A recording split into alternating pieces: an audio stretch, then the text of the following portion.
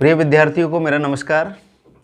आज हमारी जो ई क्लास आपके बीच आ रही है वो प्रश्नावली 2 और प्रश्नावली 2 के भी आज हम दूसरे भाग के साथ आपके बीच उपस्थित है। प्यारे विद्यार्थियों, पहले भाग में हमने केवल इंट्रोडक्शन, केवल उस पाठ का परिचय हमने पढ़ा था और परिचय में हमने बीज क्या होते हैं, बीजीय व्यंजक क्या होते हैं, एक चर वाले बहुपद क्या होते हैं, 2 चर वाले, 3 चर वाले, और हमने बहुत सारी बात की थी। रैखिक बहुपद की बात की थी, द्विघात बहुपद की बात की थी, त्रिघात बहुपद की बात की थी। तो ये छोटी छोटी बहुत सारी परिभाषाओं पे हमने वहाँ पर अपनी बात रखी थी। प्यारे विद्यार्थियों, मेरा ऐसा मानना है कि आप लोगों ने उस जो इंट्रोडक्शन वाला जो फर्स्ट जो हमारा चैप्टर था, जो हमारा फर्स्ट भाग था, उसको बहुत अच्छी तरीके से तैयार किया होगा, क्योंकि उसी का उपयोग हम आगे करने वाले हैं। कई जगह हमने देखा है कि जो हमारा चैप्टर फर्स्ट था उसकी भी परिभाषाएं वहाँ पर 2 में काम आएगी, दूसरे की परिभाषाएं 3 में काम आएगी। तो ये चैप्टर एक चैप्टर का दूसरे चैप्टर के साथ जुड़ा हुआ है। तो जिस भी विद्यार्थी ने पूर्व वाले भाग नहीं देखे, चाहे वो चैप्टर फर्स्ट हो, चाहे वो चैप्टर का सेकंड का फर्स्ट भाग हो, सबसे पहले आप उन भागों को अच्छे से तैयार करें। उसके बाद में ये जो आज की जो सेकंड क्लास है चैप्टर सेकंड की, उसको देखें, क्योंकि जब हम पूर्व के भाग नहीं देखते हैं तो आगे का भाग हमें समझ नहीं आता है। और नियमित तौर पर आप बिल्कुल पढ़ाई करते रहें, मैं आपके साथ बिल्कुल पूरी गणित को पूरी कराऊंगा, ये मान के चले। और आप जो विपरीत परिस्थिति में भी हम हमारी जो शिक्षण का कार्य है इसको बखूबी से बहुत अच्छे से हम आगे बढ़ाते रहें। हमारे जो विद्यालय की जो क्लासें जिस प्रकार चलती है, हमने भी उसी प्रकार से आपके लिए वो बिल्कुल लिमिटेशन रखा है समय का। ऐसा नहीं है हमने कोई 5-5 घंटे क्लास आपके लिए रखी है। हमने छोटी छोटी क्लासों के रूप में हम आपसे बिल्कुल गणित की एक एक बिंदु बाय बिंदु हम बात करेंगे। प्यारे विद्यार्थियों, अपने जो समय है, अपना जो ये समय चल रहा है, इसका श्रेष्ठ उपयोग करें और गणित को बहुत अच्छे से सीखें। आज का जो हमारा भाग होने वाला, भाग सेकंड में हम प्रश्नमाला 2.1 और 2.3 तक आज हम पहुंचेंगे। 2.1 तो बिल्कुल एक लाइन आपको याद रखनी है जिसमें पूरी 2.1 आपकी पूरी है।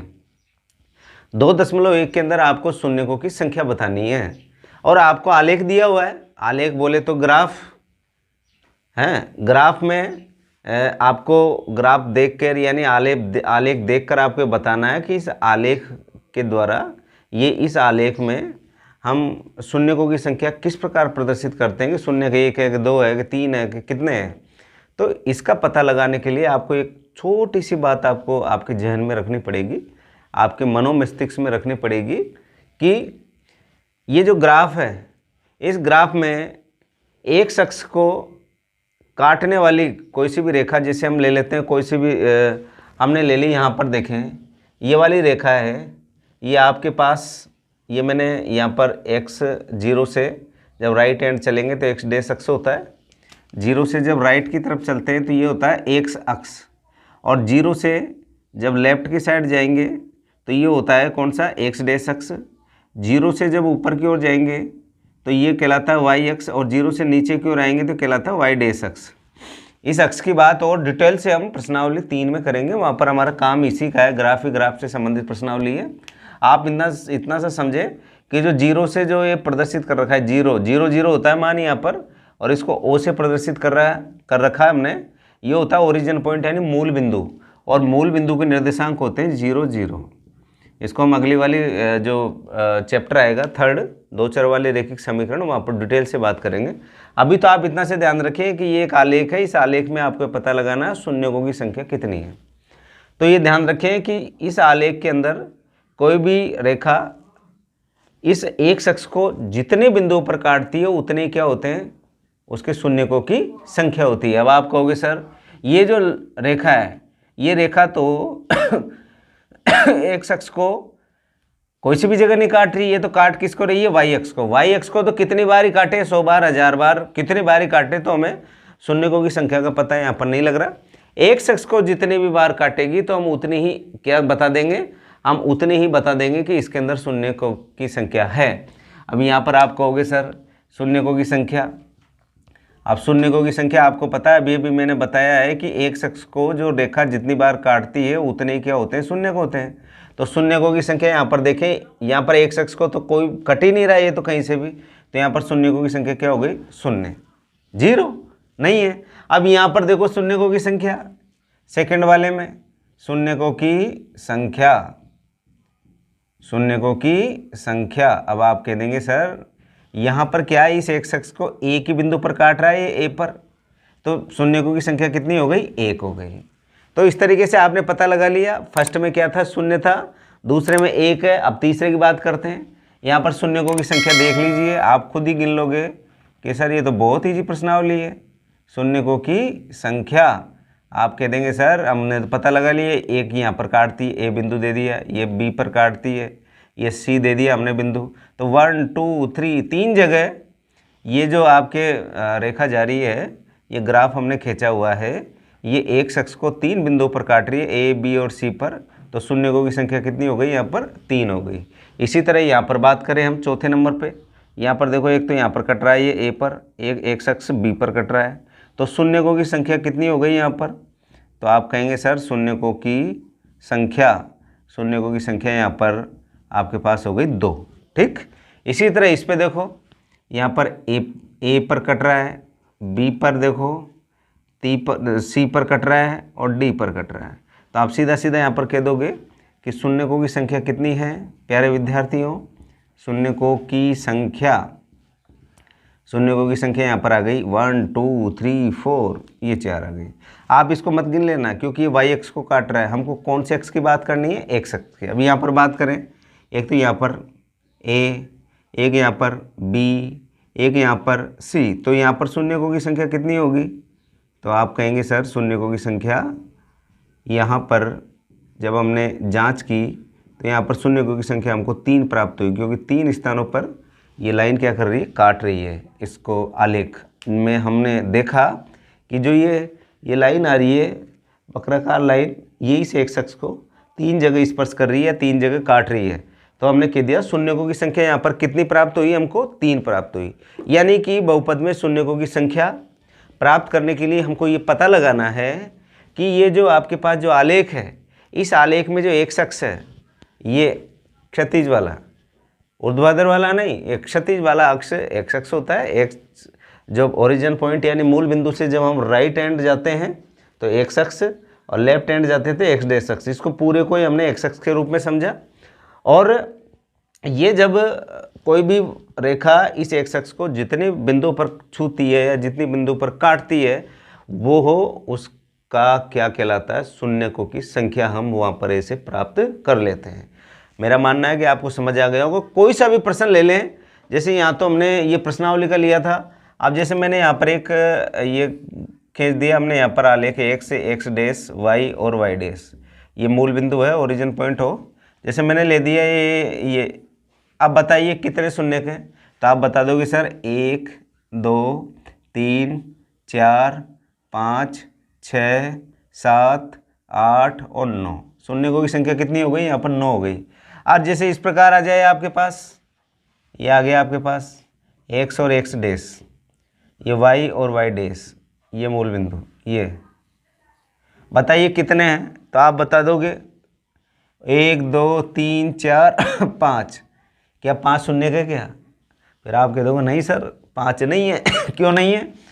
क्योंकि ये कौन से एक्स को काट रहा है, वाई एक्स को काट रहा है, और आपने तो सर एक शख्स के लिए कहा था, तो यहाँ पर शून्यकों की संख्या क्या हो जाएगी, शून्य, क्योंकि हमें एक शख्स पे चाहिए, हमें वाई एक्स पर नहीं चाहिए कि ये वाई एक्स को स्पर्श करे या वाई एक्स को काटे।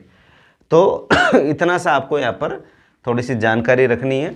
आप चलते हैं प्रश्नमाला 2.2 के इंट्रोडक्शन सेशन में।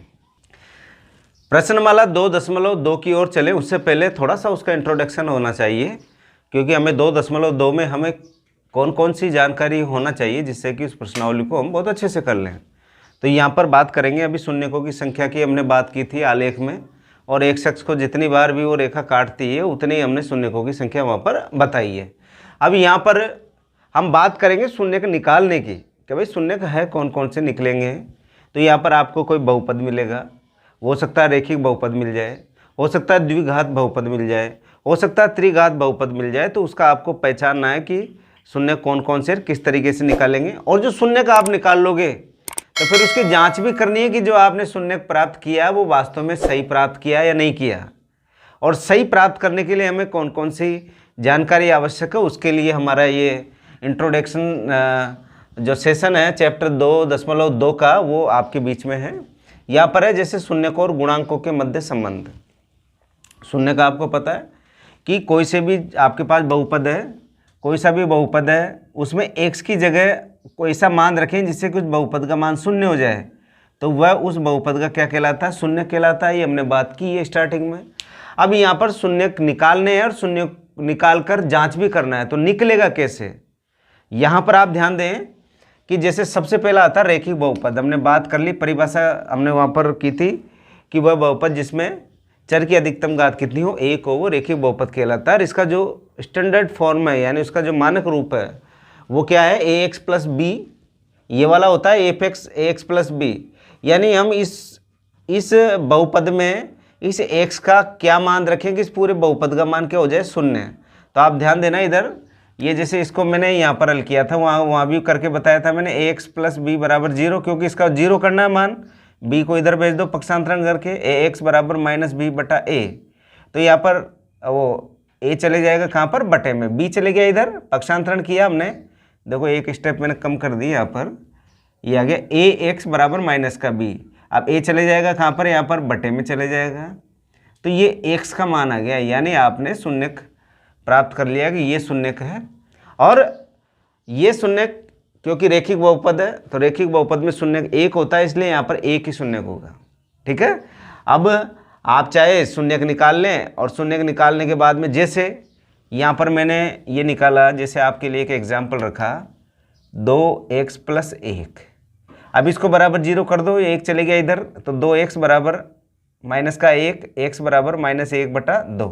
ये तो आपने निकाल लिया शून्य। कब जांच करनी है कि वास्तव में जो निकला वो सही है कि नहीं है। अब देखिए यहाँ पर आपके पास शून्य माइनस बी। अब बी क्या है, ये वाला बी को क्या बोला हमने, अचर। अचर क्या है यहाँ पर, आप कह दोगे सर अचर हमारे पास क्या है, 1 है। यहाँ पर सबसे पहले माइनस का चिन्ह है, तो माइनस बी का मान कितना है, 1। और बी के बाद में कौन है, ए क्या है, x का गुणांक। x का गुणांक क्या है यहाँ पर, 2, तो माइनस 1 बटा 2। आपने इससे भी निकाला तो भी माइनस का 1 बटा 2 आया। आपने इसको हल करके किया तो भी माइनस 1 बटा 2 आया। इसका मतलब जो हमने शून्य निकाला है वो बिल्कुल सही निकाला है। हमने शून्य जो प्राप्त किया बिल्कुल सही प्राप्त किया। वापस देखें एक बार और, क्योंकि यही तो हमको हल करना है इस प्रश्नावली में। देखिए जैसे मैंने और लिख दिया यहाँ पर 7x प्लस लिख दिया यहाँ पर 3 बराबर 0। 3 को इधर ले जाओ तो 7x बराबर माइनस का 3, तो x बराबर माइनस 3 बटा 7। ठीक है। अब आप कह देंगे सर आपने शून्य निकाल लिया माइनस 3 बटा 7। अब आपको जांच करनी है कि जो आपने निकाला वो सही निकला कि नहीं निकला। तो यहाँ पर शून्य वही माइनस बी कौन है यहाँ पर, अचर पद है, तो माइनस ये 3 बटा ए कौन है, x का गुणांक क्या है, 7। तो ये माइनस का 3 बटा 7 और आपका जो उत्तर निकला माइनस का 3 बटा 7, ये क्या हो गया, बिल्कुल सही है। तो इस तरीके से हमको यहाँ पर रैखिक समीकरणों के सवाल करने हैं। अधिकतर सवाल आपके द्विघात समीकरण के हैं और त्रिघात समीकरण नहीं, बहुपद के हैं और त्रिघात बहुपद के हैं।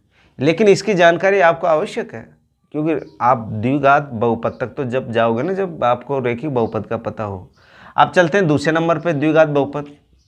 यहाँ पर मैंने आपको परिभाषा बताई थी कि वह बहुपद जिसमें x की अधिकतम घात, x का अर्थ क्या होता है, चर की अधिकतम घात कितनी हो, 2 हो, तो वह बहुपद द्विघात बहुपद कहलाता है। अब यहाँ पर इसका जो व्यापक रूप यानी जो इसका स्टैंडर्ड फॉर्म मैंने आपको बताई थी वहाँ पर, तो यहाँ पर बताई थी मैंने ax plus bx plus c, और इसको हमने fx के रूप में लिखा। इस पूरे को ही हमने fx के रूप में प्रदर्शित किया। अब इस x का मान क्या रखें कि इस पूरे समीकरण का मान क्या हो जाए, पूरे बहुपद का मान क्या हो जाए, 0 हो जाए। तो आपको पता है कि द्विघात बहुपद में सर ने बताया था कि शून्यकों की संख्या 2 होगी, क्योंकि द्विघात बहुपद है। मैंने त्रिघात के लिए कहा था 3 होगी। तो जब द्विघात बहुपद है तो शून्यकों की संख्या 2 है, तो शून्य 2 होंगे। तो माना कि पहला शून्य अल्फा, दूसरा बीटा हमने मान लिया। हमने चिन्ह दिया है, ऐसा नहीं है कि अल्फा बीटा कोई स्टैंडर्ड, नो, हमने इसको प्रदर्शित कर दिया संकेत के रूप में। जैसे हम विज्ञान में ऑक्सीजन को O से प्रदर्शित करते हैं, हाइड्रोजन को H से प्रदर्शित करते हैं, है ना। तो इस तरीके से मैंने यहाँ पर इस शून्य को अल्फा और बीटा के रूप में प्रदर्शित किया, क्योंकि दो निकलेंगे। अब दो निकलेंगे तो इसको हम जो शून्य का आपको प्राप्त होंगे अल्फा और बीटा, ये x माइनस अल्फा और x माइनस बीटा बहुपद f(x) के क्या है, गुणनखंड है। अभी हम बात करेंगे इसके गुणनखंड कैसे हुए हैं, क्योंकि आपको शून्य निकालने के लिए क्या करना पड़ेगा, आपको शून्य निकालने के लिए गुणनखंड करने ही पड़ेंगे। जैसे मैंने यहाँ पर एक प्रश्न लिया, एक प्रश्न ले लेता हूँ मैं। यहाँ पर प्रश्न है x square plus 7x plus 12, x square plus 7x plus 12, ठीक है। अब ये f(x) है। अब ये इसको क्या करना है, आपको जीरो करना है, तो इसको बराबर जीरो कर दिया मैंने, क्योंकि शून्य ज्ञात करना है। शून्य वे होते हैं जो इसमें x का मान रखते हैं जीरो हो जाए। लो भाई शुरू करते हैं। यहाँ पर इसके गुणनखंड करने हैं आपको। ये जो आपको दिख रहा है रूप द्विघात समीकरण का, इसको आपको गुणनखंड करना है। गुणा करने पर तो 12x की घात 2, जोड़ने पर कितना आना चाहिए, 7x आना चाहिए। तो कितना हो गया, 4 × 3 = 12। तो ये आगे x square plus 4x plus 3x plus 12 बराबर 0। ये हमने क्या किया, 4x और 3x किसको तोड़ा, 7 को। 4x और 3x के रूप में तोड़ लिया। क्यों तोड़ा, कि 4x और 3x को गुणा करेंगे तो 12x की घात 2, और जोड़ेंगे तो 7x आ गया। अब इन दोनों में से आपको कॉमन ढूंढना है। यहाँ पर दोनों में से उभयनिष्ठ देखो कौन है, x है, x प्लस 4। यहाँ पर कितना आ गया, 3 है प्लस का, यह आ गया x प्लस 4 बराबर 0। दोनों में कॉमन ढूंढो, x प्लस 4 और ये आ गया x प्लस 3 बराबर 0। तो x प्लस 4 बराबर 0, तो x बराबर कितना आ गया, -4। यहाँ पर x प्लस 3 बराबर 0, तो 3 चले गया इधर, तो x बराबर हो गया -3। अब आपने कह दिया कि सर हमने दो शून्य प्राप्त कर लिए। एक तो क्या प्राप्त कर लिया, -4, एक क्या प्राप्त कर लिया, -3। शून्य कैसे, वो ऐसे। ये भी देखो आप कैसे। इसके लिए हमने क्या किया, जैसे वापस सवाल को लिखा, x square plus 7x plus 12। क्या माना आपने, -4x निकाला आपने, माना क्या निकाला है। तो यहाँ पर -4 रख दिया x की जगह, x स्क्वायर प्लस 7 × -4 प्लस 12। 4 को 4 से गुणा किया 16, माइनस माइनस से गुणा हुआ प्लस 16, 7 चौक 28, -28 प्लस 12, 12 और 16, 6 2 8, 1 और 1 2 28, -28 बराबर क्या हो गया, 0 हो गया ना। देखो मान रखेंगे तो 0।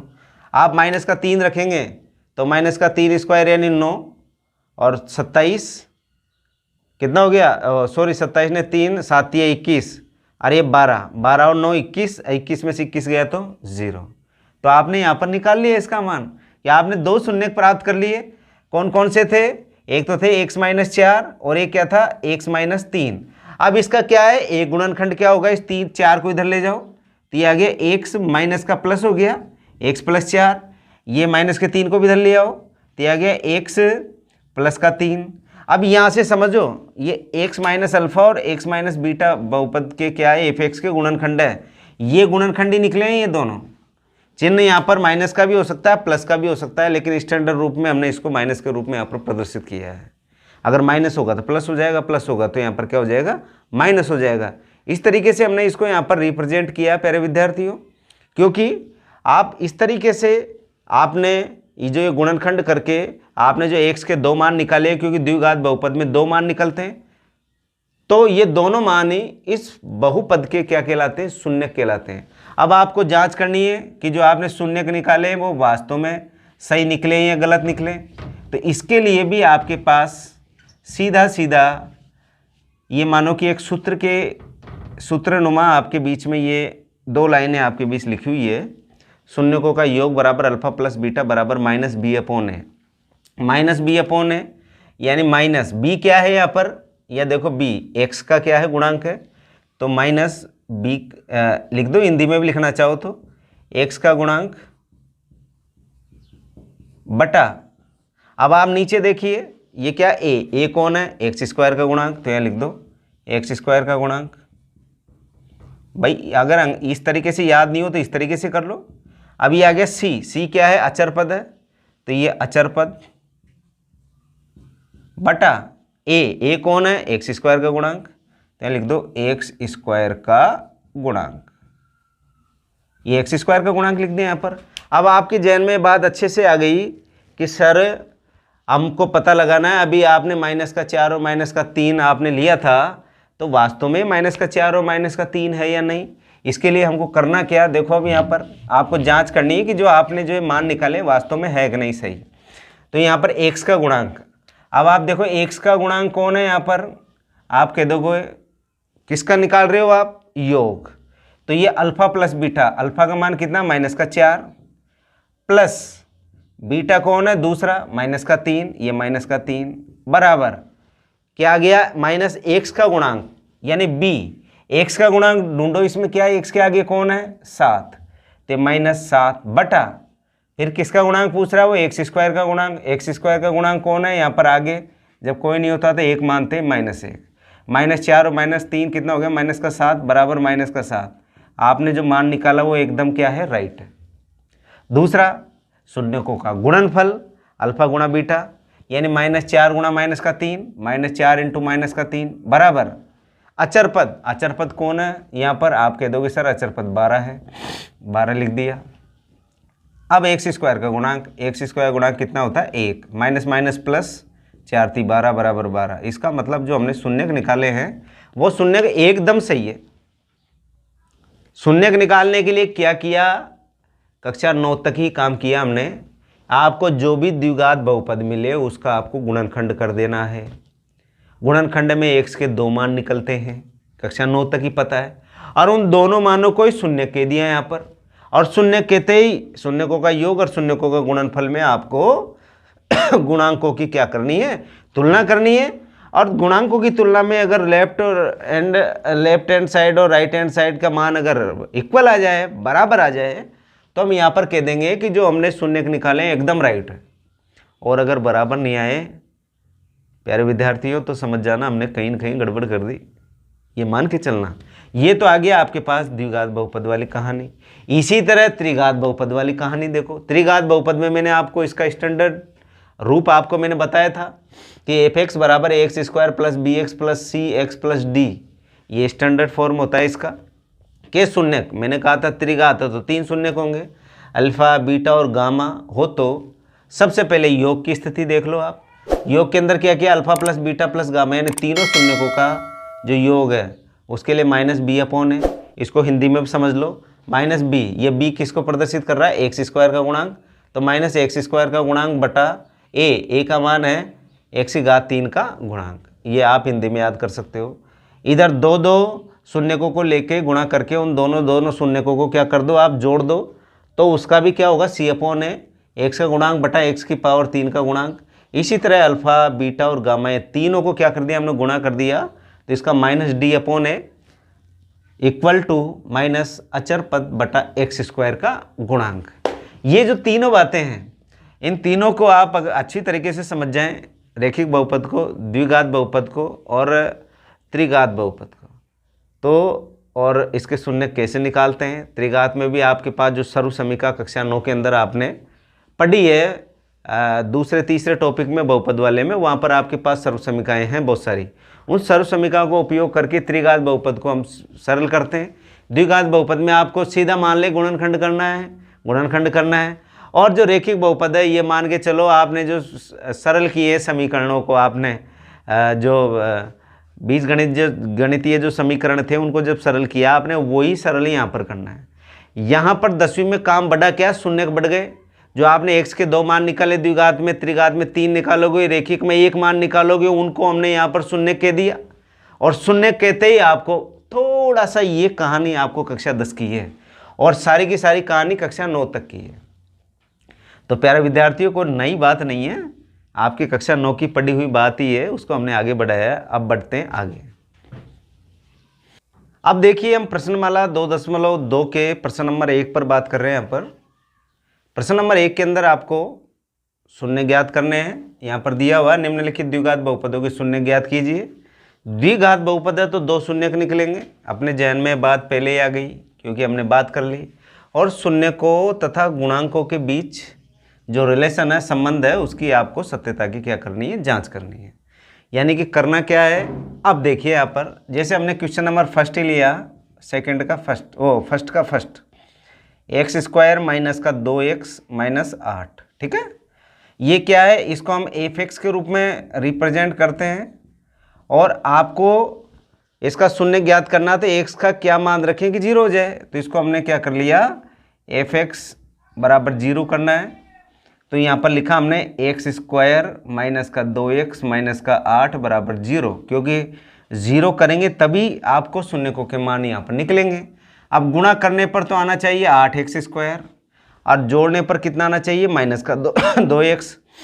तो देखो इसके टुकड़े करना आप सीखें कि गुणा करने पर तो माइनस का 8x स्क्वायर आना चाहिए और जोड़ने पर कितना आना चाहिए, माइनस का 2x आना चाहिए।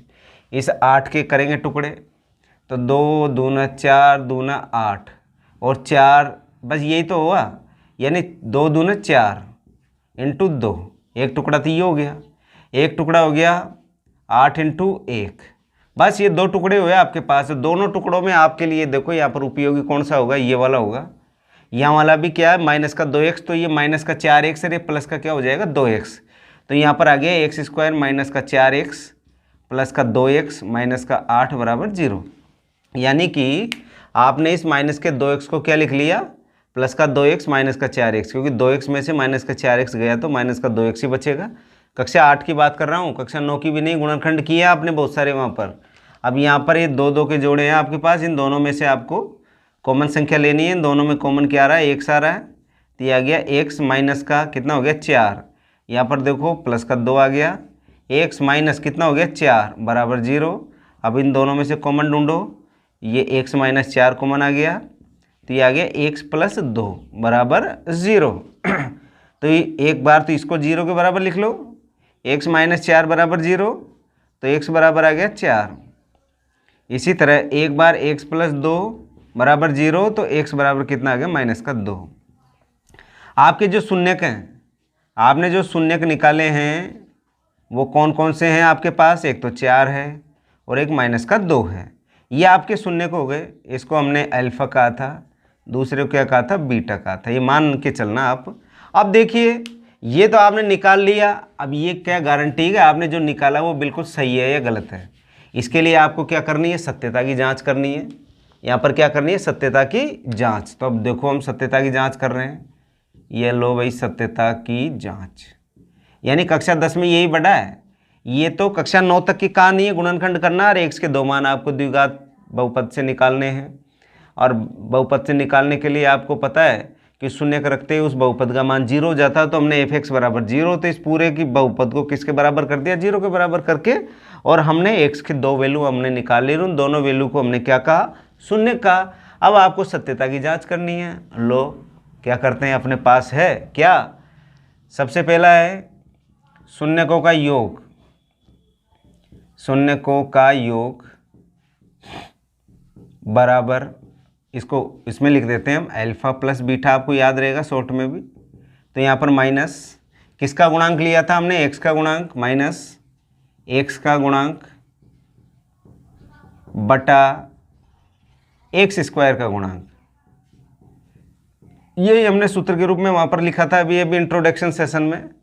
आप चाहो तो यहाँ पर आपको पता है ये bx होता है, तो ये माइनस बी अपॉन एक्स, ये क्या है यहाँ पर a, तो माइनस बी अपॉन ए के रूप में भी यहाँ पर हमने लिख सकते हैं। इसको हमने वहाँ पर आपको समझाया भी था, माइनस बी अपॉन ए, इसके इंट्रोडक्शन सेक्शन में। इसके बाद में देखिए अब आपको इसमें ढूंढना है, तो शून्यकों का योग, 2 शून्य कौन कौन से, 4 और माइनस का 2, लो भाई 4 प्लस माइनस का 2 बराबर माइनस एक्स का गुणांक, यहाँ पर देखो एक्स का गुणांक कौन है, माइनस का 2, ये आ गया माइनस का 2 बटा एक्स स्क्वायर का गुणांक 1।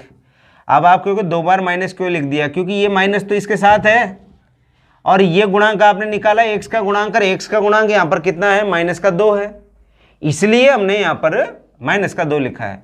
एक्स स्क्वायर का गुणांक क्या है, यहाँ पर एक्स स्क्वायर गुणांक कितना है, यहाँ पर 1 है, 1 लिख दिया। देखो 4 प्लस को माइनस से गुणा किया, माइनस का 2, माइनस माइनस क्या हो गया, प्लस 2, 4 में से 2 गया तो 2 बराबर 2, ये लेफ्ट और राइट साइड बराबर हो गई। तो पहली बात तो हमारी सत्य है कि जो हमने जो शून्यक निकाले हैं वो बिल्कुल एकदम राइट है। अब दूसरे नंबर पे देखिए आप, सेकंड पे, शून्यकों का गुणनफल, ये लो भैया आप शून्यकों का गुणनफल, शून्यकों का गुणनफल वही अल्फा गुणा बीटा बराबर सूत्र वही है आपके पास अचर पद बटा एक्स स्क्वायर का गुणांक, ये सूत्र है आपके पास, इसको मैंने इंट्रोडक्शन सेक्शन में बता रखा है। गुणा कर लो। शून्य कौन कौन से हैं, 4 और माइनस का 2, या कि 4 इंटू माइनस का 2 बराबर अचर पद, अचर पद कौन है यहाँ पर माइनस का 8 है बटा एक्स स्क्वायर का गुणांक कितना 1, 4 को माइनस के 2 से गुणा किया तो माइनस का 8 बराबर माइनस का 8। तो जो आपने जांचा है वो एकदम क्या है, एकदम राइट है। आपने जो मान इसके निकाले हैं, जो इसकी सत्यता की जो आपने जांच की है वो जांच एकदम राइट है। तो हम यहाँ पर कह देख सकते हैं कि जो बहुपद के जो शून्यक और बहुपद के जो गुणांकों के मध्य जो संबंध है वो एकदम क्या है, सत्य है। क्या है, सत्य है। बता दीजिए यहाँ पर, ये जो आपने काम किया ये ही कक्षा 10 का है और ये जो आपने कार्य किया है ये कक्षा 9 का है। 9 क्या और भी कक्षा 8 माने, तो कक्षा 10 में बड़ा कितना सा काम है, यही तो काम बड़ा है, सत्यता की जांच करना।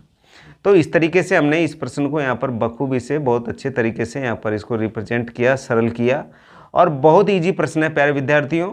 इस प्रकार के प्रश्नों को आपको तैयार करना और इसी तरीके से जमा के यहाँ पर आपको लिखना है। अब देखो अगला प्रश्न, सेकंड वाला क्वेश्चन लेते हैं फर्स्ट का। फर्स्ट के सेकंड में भी यही काम आपको सेकंड दे रखा है 4s square minus 4s plus 1। अब ये एस भी आ सकता है, वाई आ सकता है, टी आ सकता है, कुछ भी रख दे तो आप तो ये एस है, इसको हम चर के रूप में समझ रहे हैं। तो यहाँ पर आपने ये जो द्विघात आपको बहुपद दे रखा है इसके शून्य ज्ञात करने, इसका पूरे का मान किसके बराबर लाना है अपन को, 0 के बराबर। तो यहाँ पर आपने क्या कर दिया, इसको 0 के बराबर किया। तो 4s square minus 4s plus 1 बराबर 0। गुणा करने हैं आपको, तो ये देखो गुणा करने पर तो आना चाहिए 4s स्क्वायर और जोड़ने पर कितना आना चाहिए, माइनस का 4s। तो आप बता दोगे क्या होगा, जैसे 2 दूना 4 यही होगा, एक होगा आपके पास टुकड़ा 4 इंटू 1, तो 4 इंटू 1 का टुकड़ा तो होगा ही नहीं। ये 2 इंटू 2, इसको माइनस का 2 माइनस का 2, माइनस माइनस को गुणा किया तो प्लस हो गया, 4 2 को 2 से गुणा किया तो 4 हो गया, या एस ओ लगा दो तो आपके पास आ गया 4s स्क्वायर माइनस का 2s माइनस का 2s प्लस 1 बराबर 0। इन दोनों को ले लो आप, कॉमन ढूंढना अब यहाँ से। यहाँ पर आ गया 2s कॉमन आ गया, क्या बचा है यहाँ पर 2s माइनस 2s पूरा का पूरा बाहर 1, माइनस का यहाँ पर कुछ कॉमन नहीं आ रहा, तो जब कोई कॉमन नहीं आता तो 1 लेते हैं हम। यहाँ पर आ गया 2s, ये माइनस बाहर निकल गया तो प्लस किस में हो जाएगा, माइनस में, बराबर 0। इन दोनों में से आपको कॉमन ढूंढना है, तो 2s माइनस 1 और 2s माइनस 1 बराबर 0। तो ये आ गया 2s माइनस 1 बराबर 0, तो 2s बराबर आ गया 1। अब 1 आते ही इस 2 को भी बटे में भेज दो तो s बराबर आ गया 1/2। दूसरा देखो 2s बराबर माइनस 1 बराबर 0, 1 इधर गया तो 2s बराबर 1, तो s बराबर 1/2, ये आ गया आपके पास। आपने यहाँ पर शून्यक निकाल लिए, ये पहला शून्यक अल्फा, ये शून्यक दूसरा बीटा, ये दोनों के मान एक जैसे आ गए यहाँ पर। अब आपको सत्यता की जांच करनी है कि जो हमने जो मान निकाला है वो वास्तव में सत्य है या असत्य है। तो सत्यता की जांच शून्यक और गुणांकों के बीच में करना है अपन को। तो सबसे पहला है शून्यकों का योग, यानी अल्फा प्लस बीटा बराबर वही माइनस किसका गुणांक, आप कह देंगे सर अभी अभी आपने बताया था बी का, यानी एक्स स्क्वायर माइनस वो माइनस एक्स का गुणांक बटा एक्स स्क्वायर का गुणांक, यही था हमारे पास, यही आपने समझाया है, यानी माइनस बी अपॉन ए का। तो ये बी अपॉन ए की जगह मैंने यहाँ पर हिंदी में लिखा, वो आसानी रहती याद करने में। तो ये दोनों यानी 1/2 प्लस 1/2 दोनों को जोड़ेंगे, इधर माइनस का एक्स का गुणांक, एक्स कौन है यहाँ पर, एस है, तो इस एक्स का गुणांक कितना है यहाँ पर, माइनस का 4 है, ये लिखना पड़ेगा माइनस का 4। एक्स स्क्वायर का गुणांक 4 है आपके पास, ये 4 रहा, आधा और आधा 1 हो गया, माइनस माइनस प्लस 4/4, तो 1 बराबर 4 में 4 का भाग लगा तो 1 बराबर आ गया। पहली टेंशन हमारी समाप्त हुई। अब दूसरी देखो आप क्या है, ये अल्फा डॉट बीटा यानी गुणा, तो क्या आएगा अचर पद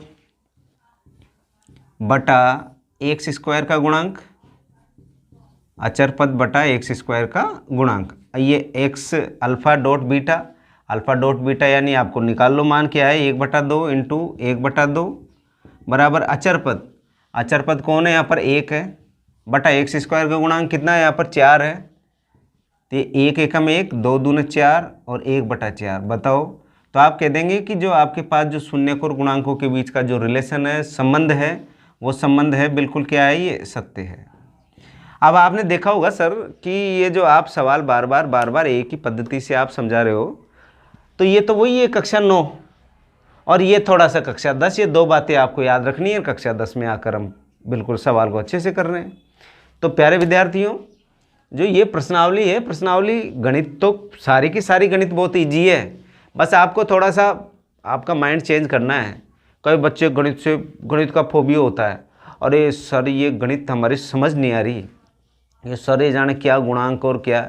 एक एक इंट्रोडक्शन सेशन को आपको देखना है, यानी आपको गणित हर जगह नज़र आनी चाहिए, तब तो हम गणित पढ़ें और तब हम गणित पढ़ने का कौशल विकसित कर पाएंगे। कब कर पाएंगे? जब आपको गणित दिखे। जैसे हम कोई कहानी गुरुजी बताते हैं हमें, हमारे टीचर्स बताते हैं, सर बताते हैं, कोई से भी, चाहे वो आपके नैतिक शिक्षा से संबंधित हो, तो हम उसको घर पे जाके फॉलो करते हैं कि बड़ों के हमको चरण स्पर्श करना चाहिए, छोटों से हमको बहुत अच्छे से बात करनी चाहिए। इसी तरह जैसे गणित में क्या बात करेंगे, आप रसोई घर में गए तो वहाँ पर आपने प्लेट देखी तो सर ये तो वृत्ताकार है, तो आपको गणित नज़र आई वहाँ पर। आपने जब पानी का जग देखा तो आपको वहाँ पर बेलन नज़र आया है। तो आपने जब मम्मी जब वो आटे से रोटी बनाती है गोल गोल, तो आपने देखा कि वो बेलन नज़र आ गया। आपने देखे और भी बहुत सारे, आप गोला बनाएगी मम्मी खाना बनाने के लिए, वो गोला क्या नज़र आया आपको? गोला आया। वो जो खाना बनाने के लिए, रोटी बनाने के लिए गोल गोल बनाती है वो आटे का। तो गणित आपको नज़र आनी चाहिए, ये सुनने के भी नज़र आ जाएंगे आपको। आप कोशिश करना निश्चित तौर पर। गणित अगर आपको नज़र आने लग गई, गणित आपको रास्ते में मिलने लग गई, तो मानो कि आपकी गणित की कौशल बहुत अच्छी तरीके से विकसित हो जाएगी। नहीं, कई बच्चे सोचते हैं गणित का सर इनका क्या उपयोग, हमारे इनका उपयोग हर जगह है, पॉइंट टू पॉइंट हर जगह आप मैथमेटिक्स आपको देखने को मिलेगी। और निश्चित तौर पर मेरा मानना है कि आप अपने कौशल को बहुत अच्छे से विकसित करें और नियमित मेरे इस चैनल के साथ आप क्लास लेते रहें। और आज के लिए इतना ही। कल फिर इसी समय इसी चैनल पर मैं आपके बीच में उपस्थित होऊंगा। Thank you.